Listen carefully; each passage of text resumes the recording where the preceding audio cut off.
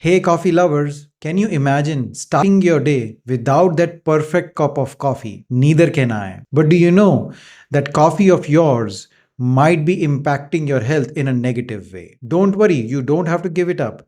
In today's video, I'm going to share with you secrets about enjoying your coffee without compromising your health. So make sure you stay till the end of the video to get all the secrets and tips about drinking coffee. Hi, I'm Dr. Anshul Gupta. I am a board certified family physician with advanced training in functional medicine. I help people reverse their chronic health conditions by making personalized functional medicine plans. So the very first question is that is coffee good for your health or bad for your health? So let's talk about first the good things about the coffee. So coffee is very high in antioxidant compounds. It has been shown that these antioxidant compounds can help lower inflammation levels in your body. But on the other hand, there are several other research studies which has shown that people who consume coffee on the long term basis, more than 6 months everyday basis, their inflammation levels can be higher. Isn't it confusing? It was for me also, and that's the reason I delved into the research very deeply to understand why this is happening. So, one of the major reasons that I found was that it depends on the amount of caffeine that you're consuming on the daily basis. When you're consuming caffeine at a very high content, it shuts down the production of thyroid hormone in the body. The next thing it does is that it actually increases the cortisol level in the body. Cortisol is a stress hormone. Whenever there is high amount of cortisol, that increases the inflammation levels in the body, and that's the way coffee actually increases inflammation. Now the magic number of caffeine that I found in research studies is 200 milligrams of caffeine in a day. So if you're consuming less than 200 milligrams of caffeine, then the research studies show that coffee might not be harming your body.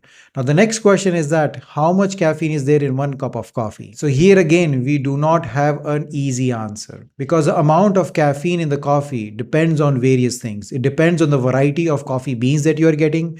It depends on the roasting profile of the coffee, as well as it also depends at how you are making that coffee, whether you're doing it a drip coffee or an espresso shot. But in general basis, if you are drinking 1 cup of drip coffee, that has between 90 to 100 milligrams of caffeine, one espresso shot will have between 80 to 90 milligrams of caffeine into it. But here's the catch. Lot of the most popular companies that people are using, especially Starbucks, have very high amount of caffeine content in their coffee.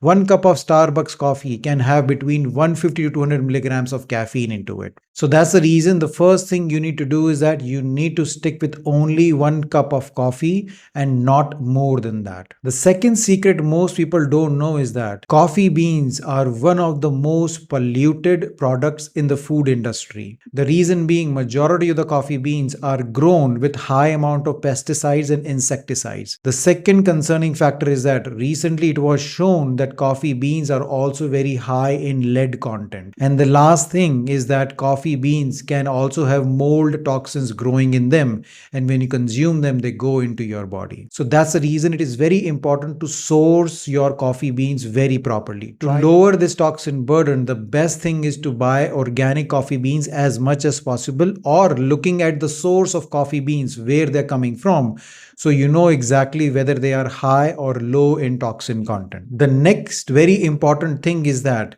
coffee can interfere with the absorption of a lot of vitamins, minerals, as well as medications. Especially for thyroid patients, do not take your thyroid medicine in the morning with coffee. It was shown that if you take your thyroid medicine with coffee, it decreases the absorption of that medicine by 33%. Along with the thyroid medicine, coffee also interferes with the absorption of zinc, selenium, iron also in your food. So make sure you're not taking any supplements or any medications with your morning coffee, because again, that is going to impact the absorption of those nutrients. A minimum of 30 minutes gap is needed so that your body can process the coffee, and then your body is ready to absorb those nutrients. The next important thing to know about drinking coffee is the timing when you're drinking that coffee. Most people will feel tired in the afternoon, and that's where they're drinking their coffee, and we do not want to do that. The reason being it takes a minimum of 8 to 10 hours for your body to process all that caffeine from the coffee. And if you're drinking in the late afternoon that cup of coffee, that affects your melatonin hormone secretion, as well as also affects your cortisol levels being high in the evening also.